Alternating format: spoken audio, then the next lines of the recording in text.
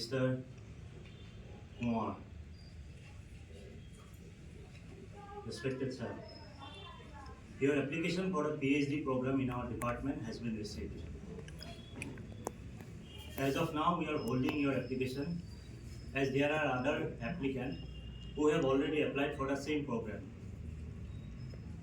We will keep you informed as long as your application will advance in queue. Regards, Performing Arts Department, Boston University, United States of America. Advance in queue. এই কিউৰ সন্দৰ্ভত কেইদিনমান আগতে news পেপাৰৰ কোনোবা এটা পৃষ্ঠাত এটা সংবাদ পঢ়া মনত পৰিছে। সেই সময়ৰ ইংলেণ্ডৰ প্ৰাইম মিনিষ্টাৰ মিষ্টাৰ ডেভিড কেমেৰুনে লণ্ডনৰ এখন কফি শ্বপত কফি খাবলৈ। কফি শ্বপখনত বৰ এটা গ্ৰাহকৰ বিশেষ ভিৰ নাছিল যদিও প্ৰায় 10-12জনমান গ্ৰাহকৰ এটা সৰু কিউ। কেমেৰুনে আগবাঢ়ি গৈ কাউণ্টাৰত থকা ৱেইট্ৰেছজনীক কফি পইচা দিব। ৱেইট্ৰেছজনীয়ে এটা মিচিকীয়া হাঁহি মাৰি কেমেৰুনক ক'লে, "Pardon me, Mr. Prime Minister, you have to wait for some time, as there are other customers who are waiting before you in queue." এই সাধাৰণ নিয়মটো মানি লোৱা কেমেৰুনৰ কোনো আপত্তি নাছিল, কিন্তু সময় কম থকাৰ বাবে তেওঁ কাষৰে অন্য এখন কেফেত গৈ তৃষ্ণা কৰিলে। লণ্ডনৰ ডে টু ডে লাইফৰ এটা অতি সাধাৰণ ঘটনা, কিন্তু এই ঘটনাটো যদি আমাৰ দেশত হৈ হয়, প্ৰাইম মিনিষ্টাৰৰ কথাটো বাদেই দিছোঁ, সমষ্টিৰ এজন MLAৰ সৈতে যদি এই ঘটনাটো হ'ল হয়, অনুমান কৰকচোন পৰিস্থিতি কিমান এটা স্তৰলৈ গ'ল হয়। কিমান যে কিউ দেখিছোঁ। ৰেলৱে কাউণ্টাৰত ৰিজাৰ্ভেশ্যনৰ বাবে কিউ, গেছৰ চিলিণ্ডাৰৰ বাবে, ৰেচন কাৰ্ডৰ বাবে, খোৱা পানীৰ বাবে মানুহৰ শাৰী শাৰী ভিৰ। এই ভিৰবোৰত ৰুগ্ন বঞ্চিত অসহায় মানুহৰ মুখ প্ৰায় ধৈৰ্য হেৰাই পেলায়, ভাঙি যায় শৃংখলা, নোপোৱাৰ ভয়। দেখিলেই বুজা যে এই মানুহবোৰ পৰাজিত হতভাগ্য লোক। এই কিউত থিয় হৈ থকা মানুহবোৰৰ মাজত নাথাকে কোনো ধৰণৰ ক্ষমতাশালী, অভিজাত বা শক্তিশালী মানুহ।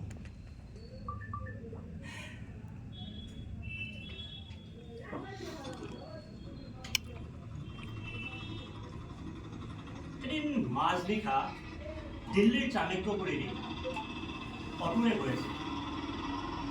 হঠাৎ দেখিলোঁ আমেৰিকান এম্বেচিৰ কাষতে এটা সৰপিল ভিৰ। শ শ মানুহ টিফিন কেৰিয়াৰ বেগ লৈ এটা লাইনত থিয় হৈ আছে। मैं आश्चर्य हो ऑटो चालक को सुधिलू, भैया ये लाइन किस लिए है? अरे साहब, अमेरिका जाने के लिए ये वीजे का लाइन है। वीजे का ऑफिस कल सुबह 9 बजे खुलेगा, इसलिए आधी रात से ये लोग लाइन में लगे हैं।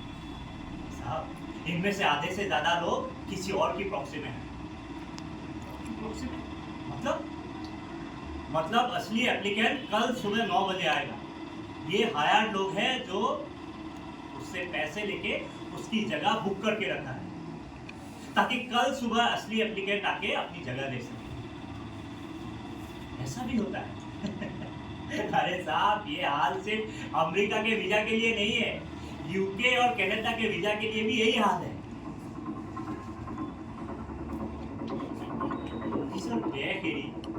অন্য দেশলৈ যাবলৈ ওলোৱা এনে প্ৰৱণতা সঁচাই বিৰল।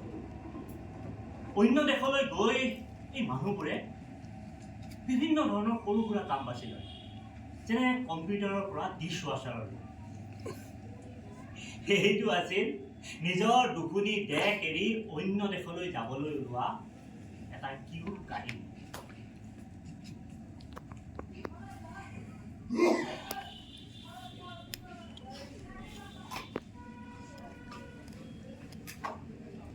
এই কিউৰ কথাটো মনত পৰিছে আমাৰ ডেম পেহাৰ কথা। ডেম পেহাৰ আছিল এজন অতি শক্তিশালী ৰাজনৈতিক নেতা। তেওঁ মোৰ বাল্যকালৰ বন্ধু এজনৰ আত্মীয় আছিল। সেই বন্ধুজনৰ সৌজন্যতে মই তেওঁৰ সান্নিধ্যলৈ আহিছিলোঁ। দেৱ পেহাৰ প্ৰভাৱ গোটেই সমাজত বিস্তাৰিত।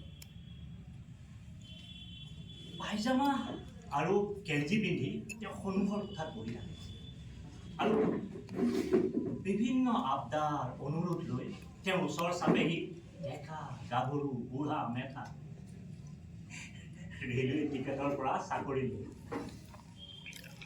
ঠিকা ঠুকলিৰ পৰা আপোনাৰ পাৰ্টিৰ টিকটো, কিমান যে আবদাৰ অনুৰোধ।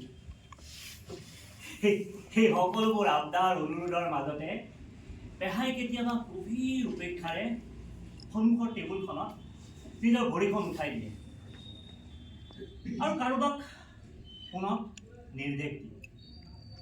প্ৰায়বোৰ নিৰ্দেশেই নিয়ম ভঙাৰ নিৰ্দেশ। কোনোবা লিষ্টৰ তলত আছে তেওঁক সন্মুখলৈ আনিব লাগে আৰু কাৰোবাক লিষ্টৰ একেবাৰে শেষত।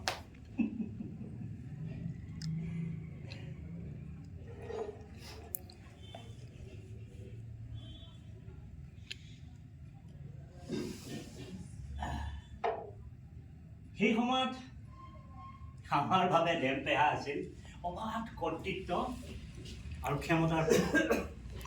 তেওঁৰ মাজেদি আমি ৰাজনৈতিক আৰু সমাজৰ সম্পৰ্কৰ বিষয়ে বুজিবলৈ পাইছিল। পেহা দুবাৰমান MLA হৈছিল আৰু দুই এটা চৰকাৰী প্ৰতিষ্ঠানৰ তেওঁ চেয়াৰমেনো আছিল।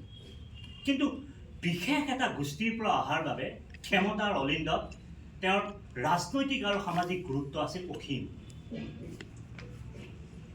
পেহাৰ নামটো দেৱ কিয় হ'ল তাৰো ভিন্ন আখ্যান আছে। তাৰ এটা হ'ল তেওঁ মাজে মাজে নিজৰ প্ৰতিবেশীক উদ্দেশ্যি প্ৰায়ে কৈ উঠিছিল, I don't give a damn to him. I don't give a damn.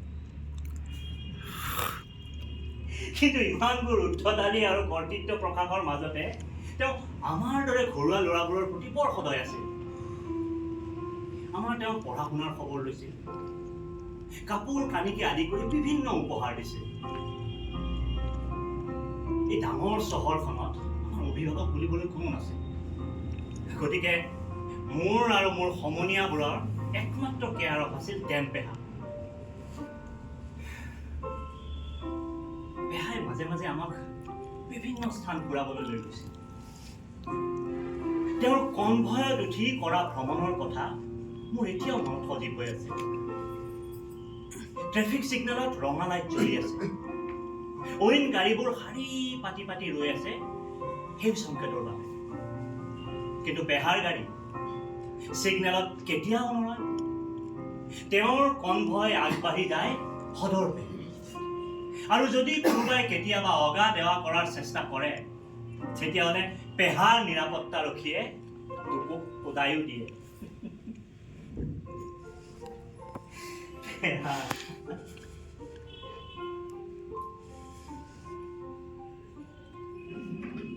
এই ভ্ৰমণৰ কথা ওলাওঁতে মনত পৰিছে বিদেশত দেখা দুই এটা কিয় কথা। 2005 চনমানৰ কথা। মই এটা কালচাৰেল এক্সচেঞ্জ প্ৰগ্ৰেমত ইণ্ডিয়াৰ পৰা এজন থিয়েটাৰ ৰিপ্ৰেজেণ্টেটিভ হিচাপে নিউয়ৰ্কলৈ গৈছিলোঁ, প্ৰায় 15 দিনমানৰ কাৰণে। সেই বিশেষ দিনটোত মোৰ একো কৰ্মব্যস্ততা নাছিল, দুপৰীয়াৰ সময়। গতিকে মই উদ্দেশ্যহীনভাৱে নিউয়ৰ্কৰ টাইমছ স্কুৱেৰ ঘূৰি ফুৰিছোঁ। চাৰিওফালে ওখ ওখ অট্টালিকা, বিশাল বিশাল ডিজিটেল হোৰ্ডিং। সেই সময়ত গুৱাহাটীত ডিজিটেল হোৰ্ডিঙৰ প্ৰচলন একেবাৰেই নাই। সম্ভৱতঃ 47 নম্বৰ ষ্ট্ৰীটত মই এটা কাউণ্টাৰৰ সন্মুখত এটা ভিৰ দেখিলোঁ। আগবাঢ়ি গৈ দেখি মনটো ভাল লাগি গ'ল। ব্ৰডৱেত মঞ্চস্থ হ'ব গৈ আছে বম্বে ডিমছ নামৰ এখন মিউজিকেল। এণ্ড্ৰু লয়ড ৱেবাৰ প্ৰযোজিত এই মিউজিকেলখনৰ সংগীত পৰিচালক আমাৰ দেশৰে নহয়, মুম্বাইৰ বস্তি অঞ্চলৰ পৰা অহা এজন যুৱকৰ বলিউড তাৰকা হোৱাৰ স্বপ্ন দেখাৰ কাহিনী দেখি পুলকিত হলো যে সেই শাৰীটোত থিয় হৈ থকা প্ৰায়বোৰ মানুহে ভাৰতীয় মূলৰ নহয়, মাৰ্কিন বা শ্বেতাঙ্গ। আজি সন্ধিয়া বৰ বিশেষ একো কামো নাই, গতিকে টিকট এটা কাটি মই মিউজিকেলখন নাচাওঁ কিয়? এই বোধেৰে মই কিউটোৰ পাছত থিয় হৈ ৰ'লো।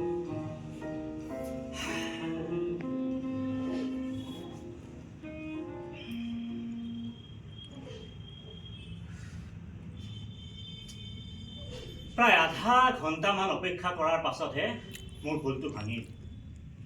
এই কিউটো বম্বে ডিমছৰ বাবে হৈছে সঁচা, কিন্তু আজিৰ সন্ধিয়া দৰ্শনীৰ বাবে নহয়।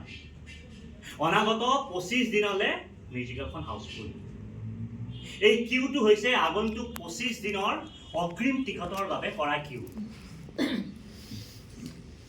25 দিনৰ বাবে ধৈৰ্য ধৰা মোৰ সামৰ্থ্য নাই, তাতেতো মই 25 দিনলৈ নিউয়ৰ্কতে নাই। গতিকে গুৱাহাটীলৈ গৈ সাম্যমানকে চাম বুলি মনটোত প্ৰবোধ দি তাৰ পৰা উভতি আহিলোঁ।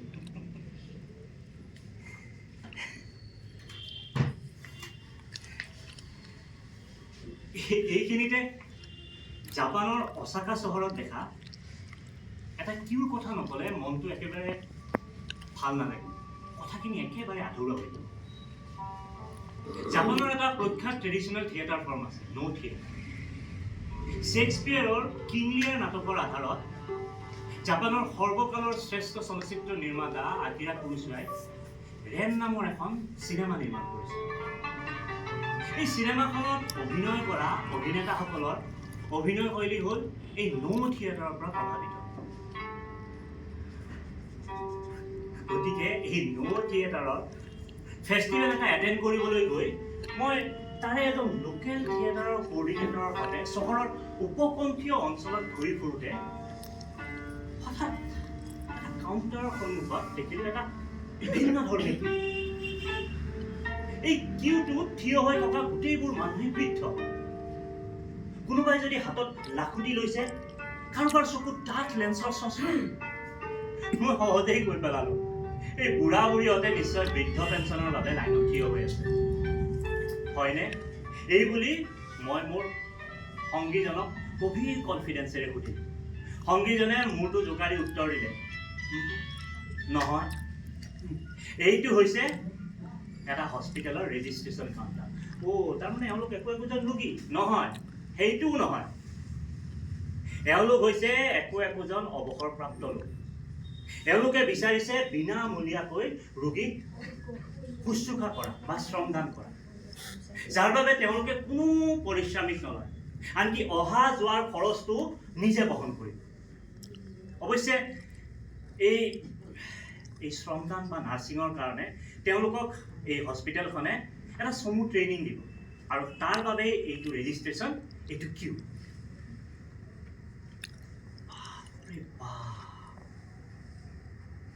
ইমান এটা নিস্বাৰ্থ সমাজসেৱা। এই সুমথিৰা টেঙা সদৃশ আমাৰ পৃথিৱীখনৰ কোনোবা এটা কোণত মানৱ সভ্যতাৰ চিন্তাধাৰা ইমান উচ্চ মানদণ্ডৰ হৈ গৈছে, মই দেখি একেবাৰে অবাক হৈ ৰ'লো।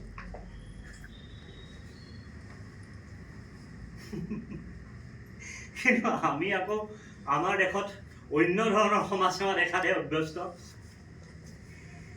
এদিন জাৰকালি শুক্ৰেশ্বৰ ঘাটৰ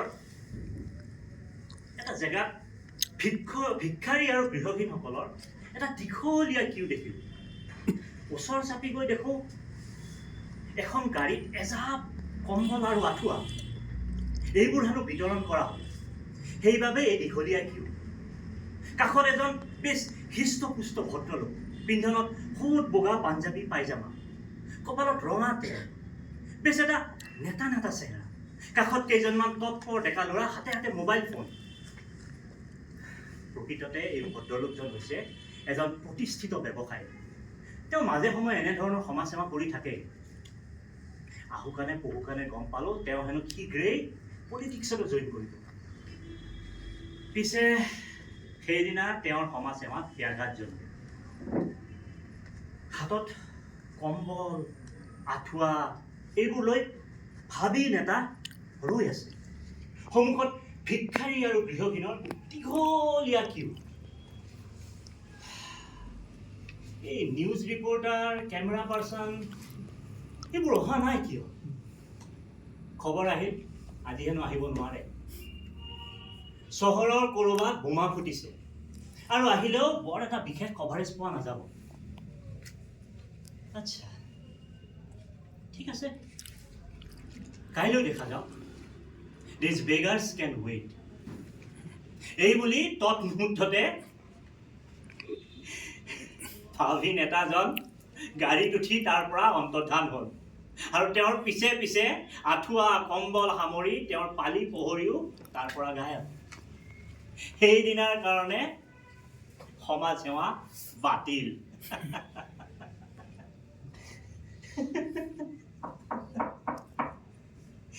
এয়া আছিল আমাৰ দেশৰ সমাজ সেৱাৰ এটা স্বৰূপ।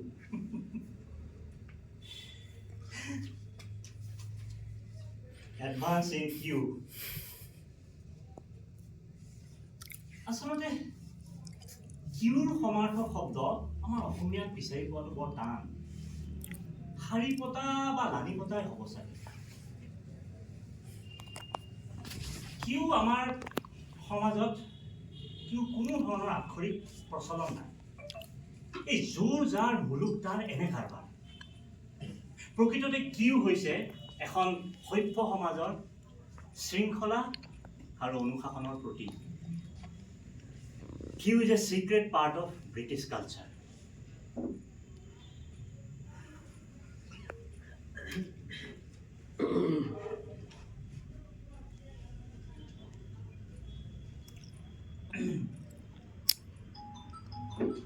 আচ্ছা, এই ডেম পেহাৰ কথাটো আধৰুৱা হৈ থাকিল নহয়।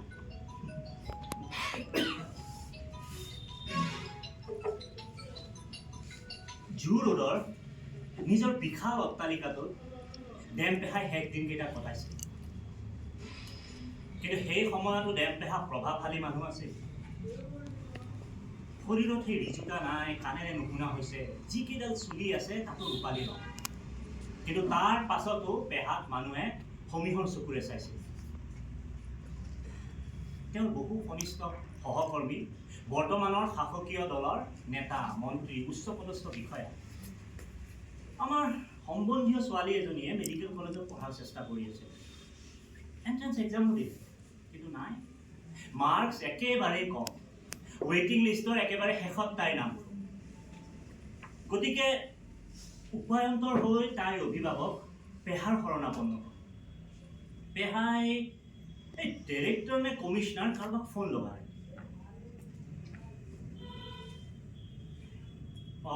মই ৰুদ্ৰজিৎ বৰুৱাই কৈছোঁ। হয় হয়, সেইজনে। হ'ব। আচ্ছা শুনকচোন, এই পুষ্পাঞ্জলি নাথ নামৰ কেণ্ডিডেটজনীৰ ষ্টেটাছটো কিনো? কি ক'লে? ৱেইটিং লিষ্টত?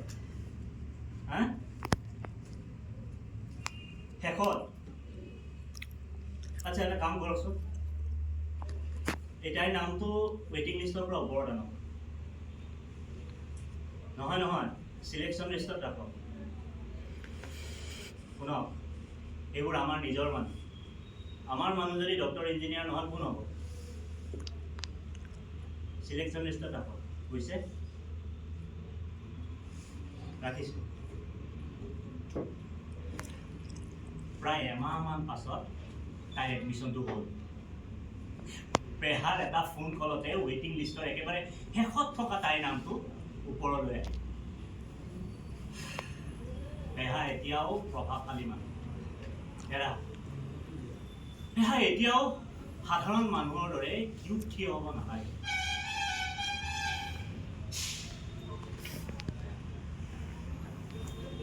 সেইদিনা নিচেই পুৱা পেহা ধৰা। তেওঁৰ মৃত্যুৰ বাতৰি কাগজ, টেলিভিছন চেনেল, ৰেডিঅ' ইত্যাদি সবিস্তাৰে সম্প্ৰচাৰ হ'ল। নেতা, মন্ত্ৰী, সমাজৰ বহু প্ৰভাৱশালী ব্যক্তি তেওঁক চাবলৈ আহে। এজন পলিটিকেল লিডাৰৰ যি কৰ্তৃত্ব, ঔদ্ধত্য আৰু ক্ষমতা আমি তেওঁক দেখিয়েই গম পাইছিলোঁ।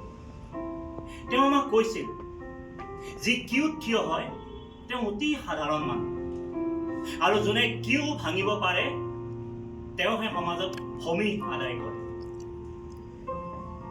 আৰু গোটেই জীৱন তেওঁ সেই একেই কৰ্তৃত্বৰে জীয়াই। বিয়লি অন্ত্যেষ্টিক্ৰিয়াৰ বাবে আমি সাজু হলো। পৰিয়ালৰ লোকে নৱগ্ৰহ শ্মশানতে নিয়াৰ সিদ্ধান্ত ললে। পেহাৰ অন্তিম যাত্ৰাত বৰ বেছি ভিৰ নাছিল যদিও প্ৰশাসনৰ পৰা পঠোৱা 2খন পুলিচ ভেন আছিল। ট্ৰেফিক পুলিচে বাট এৰি দিলে। পেহাৰ অন্তিম যাত্ৰাটো সেউজীয়া লাইট জ্বলি থাকে। ক্ষমতাশালীৰ যি গৰ্ব, অহংকাৰ আৰু ঔদ্ধত্যৰে তেওঁ গোটেই জীৱন কটালে, তেওঁ অন্তিম যাত্ৰাটো সেই একেদৰেই জিলিকি থাকে। শ্মশান পাওঁতে পাওঁতে 3 মান বাজিল।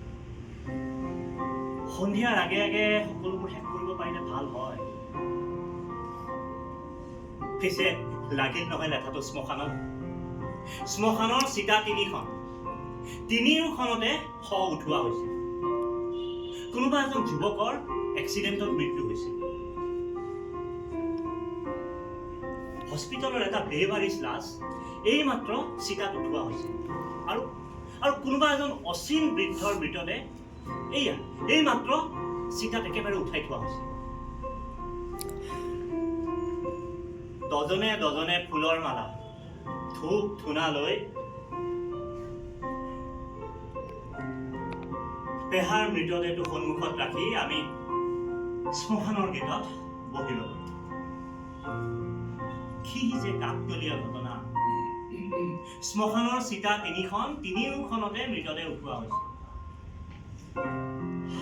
পুৰি শেষ হওঁতে হওঁতে নাই বুলি 2 ঘণ্টা এটা সময়। এতিয়া যিমানেই জৰুৰী নহওক কিয় চিতাৰ পৰাতো শৱ নমাই আনিব নোৱাৰি।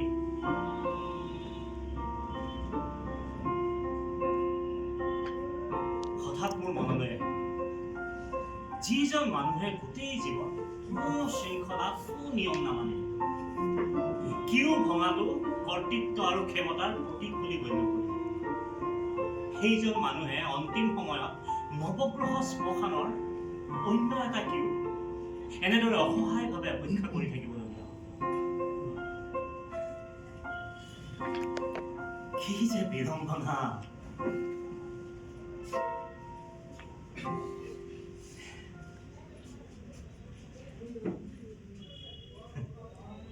সেয়া আছিল জীৱনৰ ওপৰত মৃত্যুৰ কিৰিলি। পেহা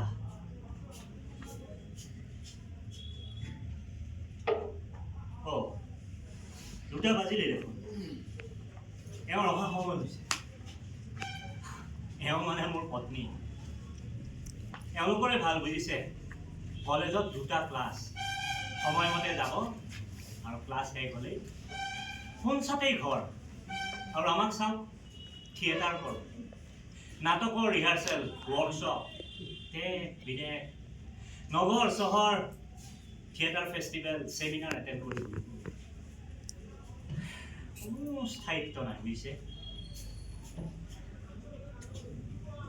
মই গেটখন খুলি দি থৈ আমাৰ